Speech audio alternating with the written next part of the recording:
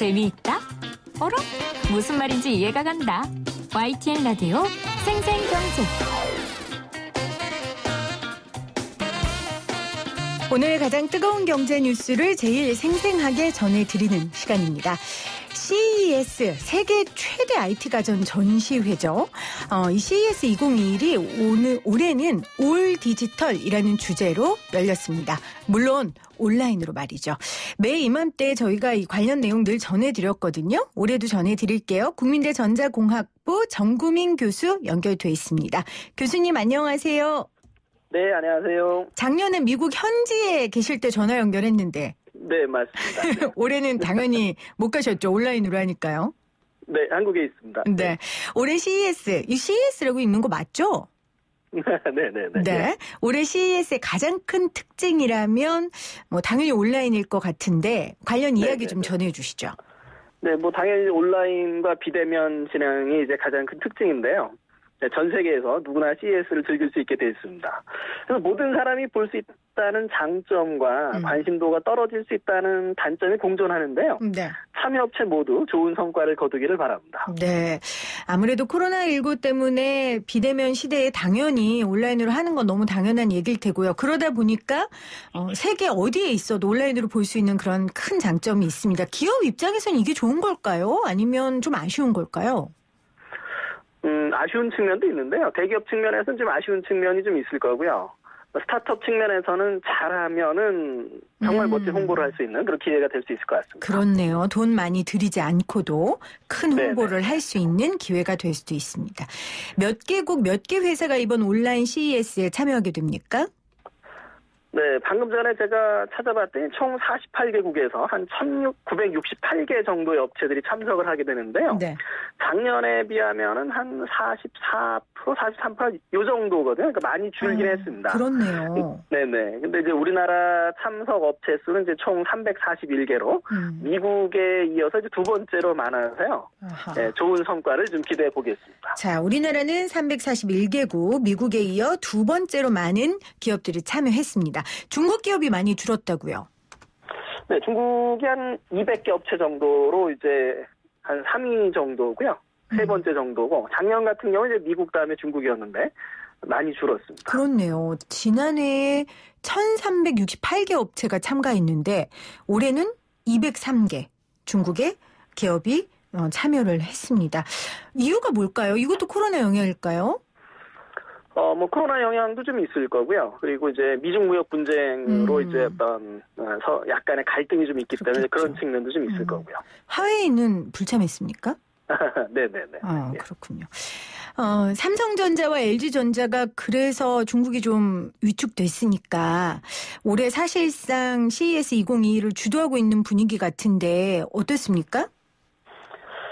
네, 뭐 그동안 이제 CES 핵심 전시를 담당했던 삼성과 LG인데요. 네. 일단 이제 해외 업체 참여가 많이 줄었고요. 작년 같은 경우에는 이제 어떤 자동차 업체들한테 좀 많이 시선이 가고 그랬는데 자동차 업체들 전시가 많이 또 줄었어요. 그래서 올해 CES 2021에서는 결국은 삼성과 LG가 핵심 전시가 될 것으로 보입니다. 그러면 작년에는 삼성전자, LG전자 중에 누가 승기를 잡았습니까? 뭐 비슷했죠. 그러면 그 전에는요?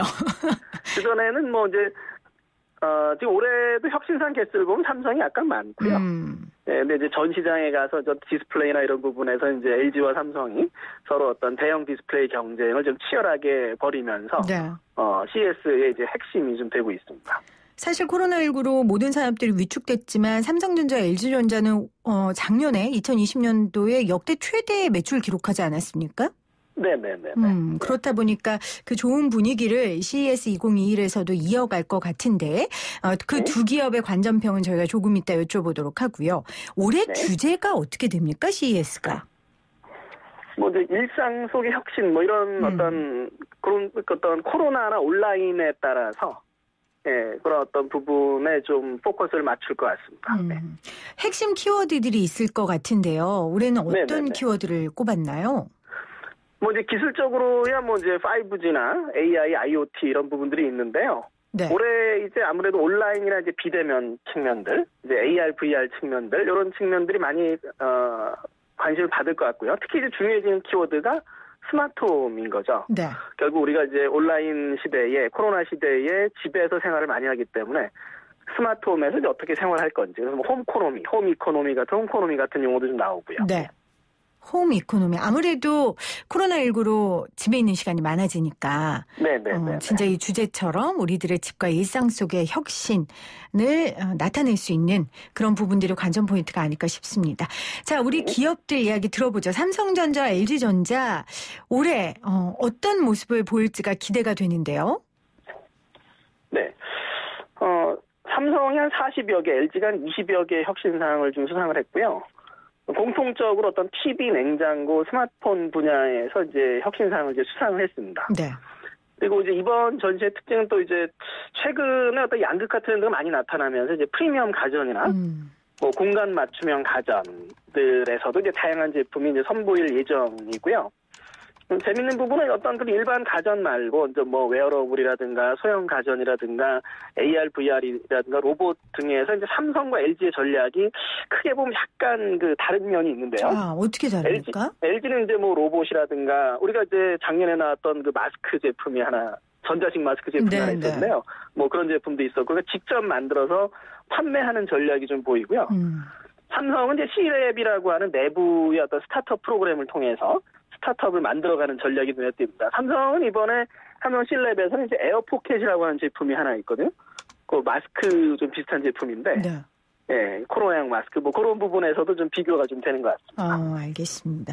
프리미엄 가전들 계속해서 좀 잘 팔릴 것 같고 올해 코로나19로 집에 있는 시간이 많아지니까 대형 TV들이 엄청 많이 팔렸다고 하더라고요. 맞습니다. 그렇죠? 아마 그 기조를 이어갈 것 같고 또 이 위생이 되게 중요하니까 유럽에서 LG인가요? LG에서 만든 그 먼지털이 네, 제가 제품명을 말하기가 그래서 먼지털이라고 얘기했는데 그 기계도 엄청 팔렸다면서요?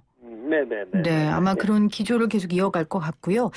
두 회사 모두 AI가 화두인 건 맞는 것 같은데 LG가 이 가상인간 김레아입니까? 김레아? 김레아. 성이 김이고 이름이 레아입니까?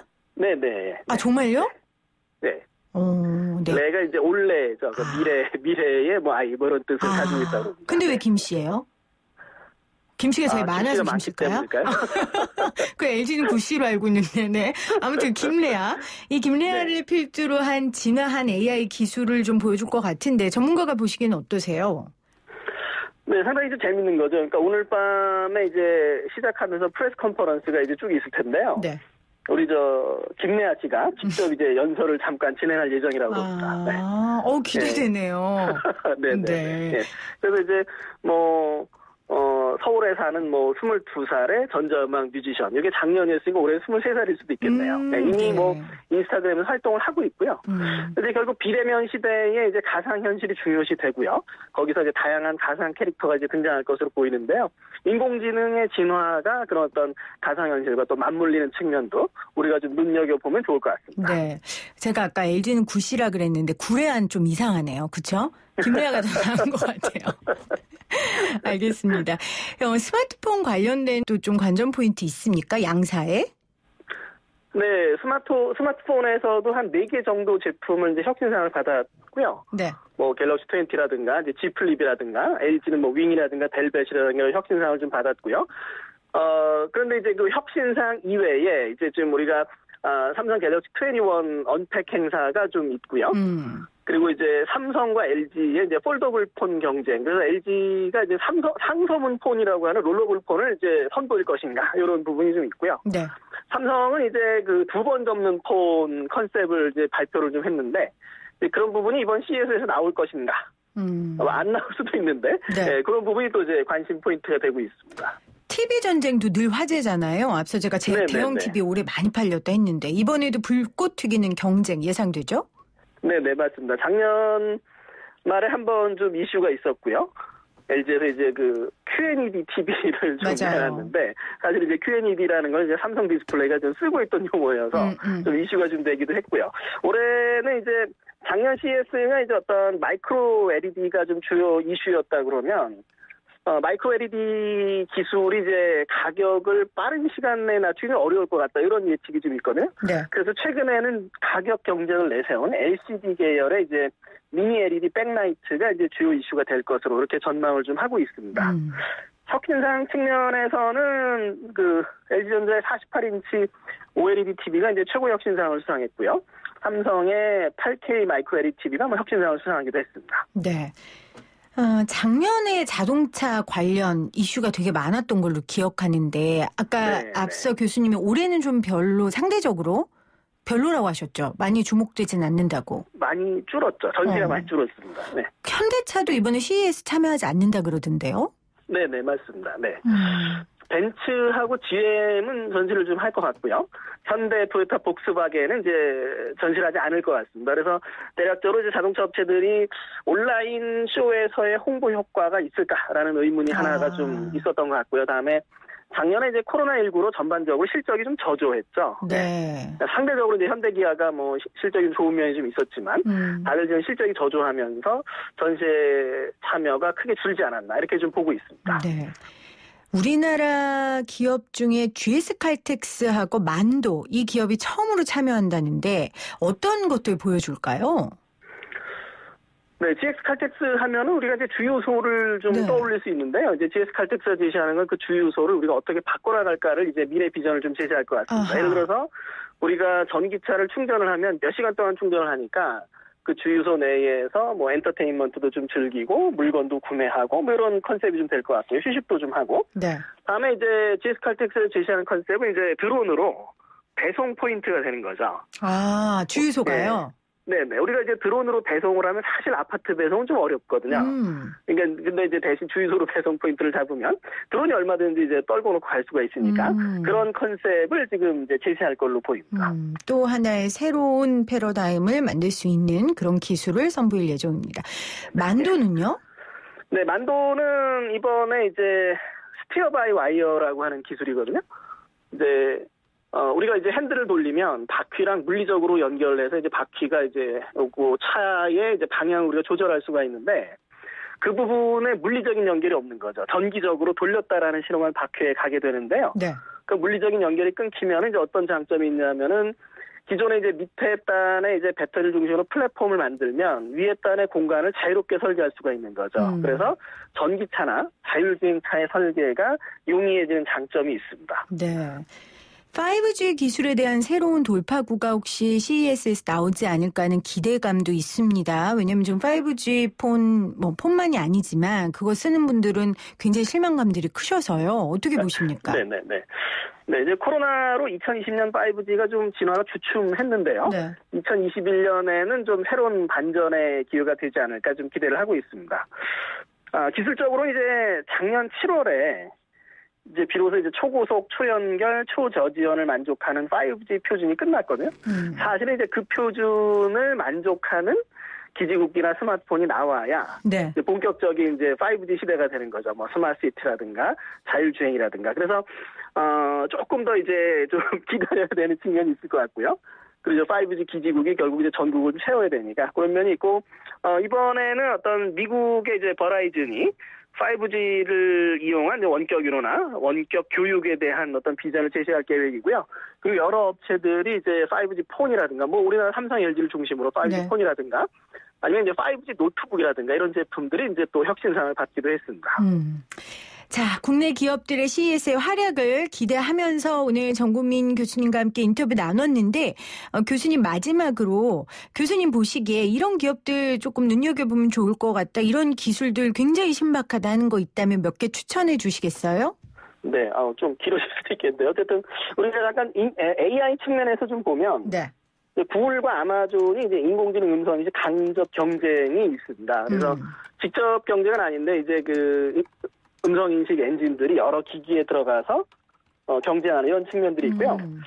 다음에는 어떤 사용자 보조기기 측면을 우리가 좀 생각해보면 될 것 같은데요. 그 드라마 스타트업에 보면은 시각장애인을 위한 눈길 서비스가 있습니다. 그러면 이제 어떤, 밖의 상황을 좀 읽어서 음성으로 알려주는 이런 부분인데요. 이스라엘의 이제 올캠에서 비슷한 개념의 제품으로 이제 접근성 분야의 최고 혁신상을 수상했습니다. 안경에 붙이면 보이는 것을 읽어서 이제 음성으로 알려주는 거죠. 네, 그런 측면에서는 이제 네이버에서 네이버 램프를 내놨거든요. 네이버 램프는 이제 램프 밑에 책을 두면 책을 읽어주는 거죠. 네, 그래서 이제 기술적으로는 이제 올캠과 좀 비슷할 걸로 보이고요. 인공지능 측면에서는 반려동물의 감정도 읽어주는 기기가 있는데요. 네. 우리나라 스타트업이 이제 펫펄스 랩에서 강아지의 감정을 인식하는 웨어러블 기기로 이제 혁신상을 수상하기도 했습니다. 알겠습니다. 네, 또 있으십니까?